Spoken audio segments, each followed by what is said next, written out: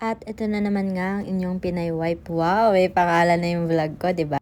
Okay, December 2025 pa itong video ko at sa Baguio ito. So kung nagtataka kayo bakit ako nasa Baguio, ang focus project ko kasi is Burn Baguio by Brittany. Pero hindi yan pag-uusapan natin ngayon. At ito na nga ang chika. Kumuha ako ng cat food sa kotse para pakainin yung mga nakita kong cats dito sa Burn. Matagal-tagal na rin kasi ako dito sa Burn.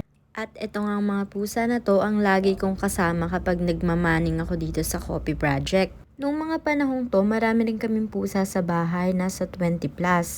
Tapos ako naman 'di ba, laging nasa business trip nga, lagi ako nandito sa Baguio dahil dito ako nakadestino. Kaya naisip ko na magdala din ng mga paninda ko dito para ipakain sa mga stray cats.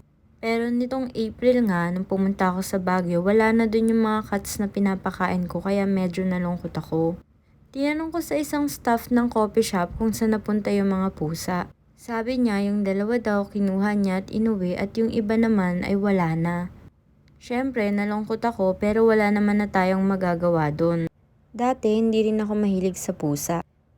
Pero yung pamilya nga ng asawa ko, sobrang mahihilig sila sa pusa. At yung sister-in-law ko, namumulot pa ng kuting yun para lang iuwi sa bahay. At hanggang dito na nga lang muna ang chika ko. Sa susunod na vlog ko, ipapakilala ko naman sa inyo ang mga pusa namin dito sa bahay.